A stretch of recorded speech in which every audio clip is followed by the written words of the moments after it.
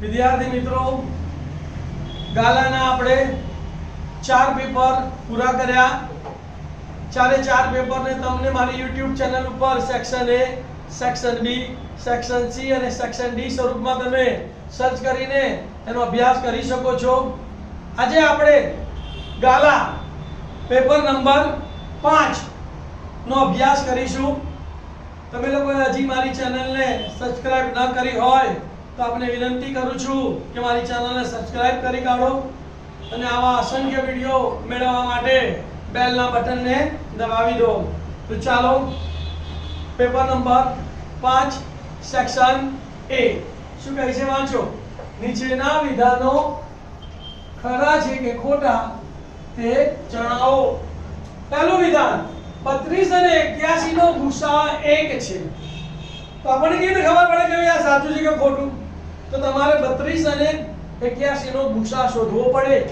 જો ગુસા 1 આવે તો વિધાન સાચું અને ગુસા 1 ના આવે તો વિધાન ખોટું. તો 32 એટલે 2 ની 5 ઘાત. તો 2 ગુણ્યા 2 ગુણ્યા 2 ગુણ્યા 2 ગુણ્યા 2 2 દુ 4 4 દુ 8 8 દુ 16 દુ 32. 81 એટલે 3 નો ઘન. 3 તરી 9 તરીને 27 બરાબર. હવે બંનેમાં કોમન કઈ નીકળે છે જોઈ લો. 2 છે અહીંયા નથી કઈ કોમન નીકળતું 27 તરી 81 આપણે ભૂલી ગયા બરાબર ને. તો બંનેમાંથી કઈ કોમન નીકળતું નથી, કઈ પણ સામાન્ય નીકળતું નથી. માટે ગુસા કેટલો કહેવાય? આપણને ગુસા અહીંયા આપેલો છે કેટલો? 1. તો માટે આપેલું વિધાન સાચું છે. ખ્યાલ આવી ગયો? નંબર 2 દ્વિઘાત બહુપદી p of x બરાબર x² + x ના વાસ્તવિક શૂન્યો 2 છે. શૂન્યોની સંખ્યા આપેલી છે તો આપણે શૂન્યોની સંખ્યા શોધવી પડે. તો આપણને ખબર છે કે દ્વિઘાત બહુપદીના શૂન્યો શોધવા માટે p of x બરાબર 0 લેતા. બધું અહીંયા તો ખરા ખોટા છે એટલે બધું લખવાની જરૂર નથી. જેટલું બને એટલી ટૂંકી રીત કરવાની. તો p of x એટલે x² + x બરાબર 0 લખાય. બંનેમાંથી કોમન શું નીકળે? x.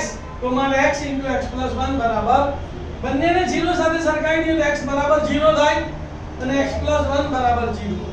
+1 સામે જાય તો માઈનસ એટલે સીધું x બરાબર -1. તો કેટલા શૂન્ય મળ્યા? 1 અને 1 2 શૂન્ય મળ્યા. પહેલું શૂન્ય 0, બીજું શૂન્ય -1. બે શૂન્યો મળે છે. અહીંયા પણ આપણને બે શૂન્યો કીધા તો આપેલું વિધાન સાચું છે. રાઈટ. sin² 30 - cos² 60 બરાબર 1. તો sin 30 એટલે 1/2 અને sin² છે એટલે 1/2 નો વર્ગ માઈનસ ના માઈનસ. cos 60 એટલે 1/2 અને cos² છે એટલે 1/2 નો વર્ગ. 1/2 નો વર્ગ 1/4 માઈનસ 1/2 નો વર્ગ 1/4. 1/4 માંથી 1/4 જ્યારે જવાબ કેટલો આવે? 0. અહીંયા આપણને કેટલો જવાબ કીધો છે? 1. તો માટે આપેલું વિધાન કેવું છે? ખોટું. બરાબર.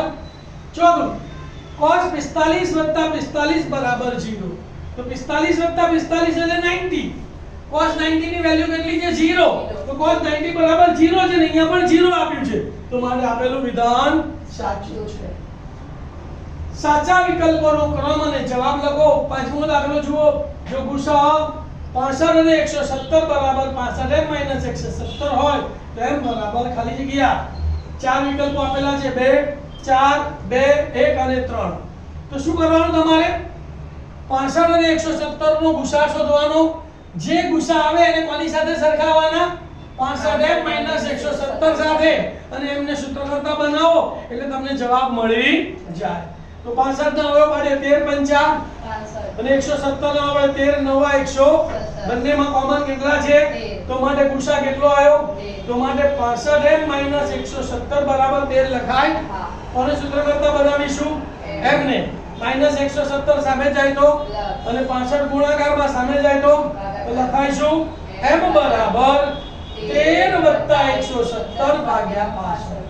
7 ને 3 10 ની 0 માંથી પડી 1 1 ને 1 2 2 ને 1 3 1 ના 1. તો બંનેનો સરવાળો કેટલો આવ્યો? 130. 130 ભાગ્યા 2 તો 65 દુ 130.